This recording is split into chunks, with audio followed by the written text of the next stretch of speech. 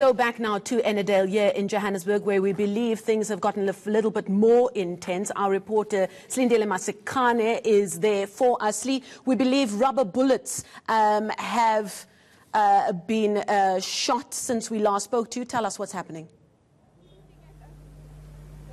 Yes, Marcel, things have definitely taken a turn for the worst here in Ennerdale. In fact, I'm just going to ask Joe to show you a pan. Rubber bullets, stun grenades have been fired here on James Street to disperse pupils who are basically being accompanied by their parents as well as SGB members. I'm just going to quickly take you to police spokesperson Kema Kubele to just give us a sense as to why did police need to use rubber bullets as well as stun grenades to disperse these group of learners and their parents? Well, the police have been talking to them to move out of the road, and they have given them time to move out of the road because they were blocking the road here. So that's why they opted to use stun grenade to chase them away from the road. But why so much force? Why couldn't they maybe just push them? Did you have to use rubber bullets and stun grenades? As I'm indicating, they have been talking to them to say they must move out of the road, and it was not like they are hearing the police. So that's why the police have to use the options to move them away from the road. I see some people have been taken in. They're sitting in the police in Yala. Are these arrests? Yes, we have arrested 5 people for that public violence, and then they've been these rubber bullets which were shot towards the people who were throwing stones and bottles to the police so that they can move away from the road. I understand this is not the only protest that police are monitoring. There's several other areas. Can you just mention those as well? Yes, we are monitoring the protests which are happening around Gauteng. We had one now in Krugersdorp in Kagiso, and the police have been deployed there.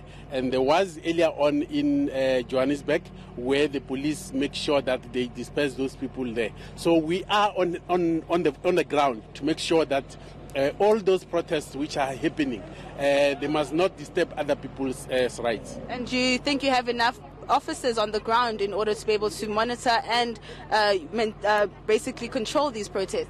Yes, of course. We have enough manpower to make sure that people are protected and safe. That's why we will make sure that all over where they are protests, that the police are deployed.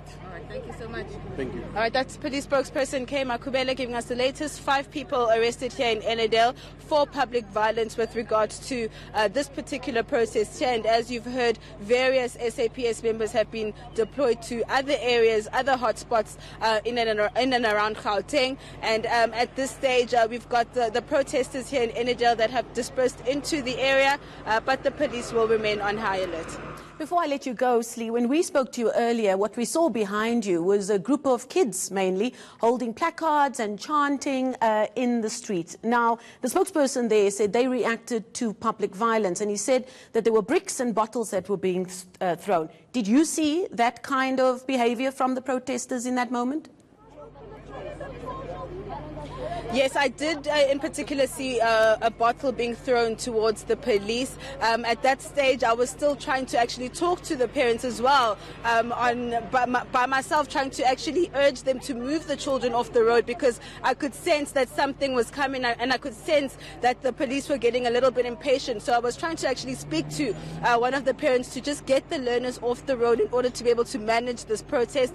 But, you know, it fell on deaf ears, and moments later, stun grenades were released, and then later on we started seeing rubber bullets being dispersed. And so I'm not quite sure exactly why learners are out here at this particular protest, but it seems that the parents of these learners have encouraged them to join the protest, and we understand that there may have been some damage to some property at the Oakdale Secondary School. We still just need to go make our way there to find out and make sure that the information we're receiving around a possible mobile classroom being burnt, verifying that. We just still need to go and verify that. But it does seem as though majority of the protesters here are learners, and it is quite a dangerous situation. But at this stage, they have dispersed. But as I said before, police are on scene, and they're not willing to let traffic be disrupted or any kind of public violence to take place.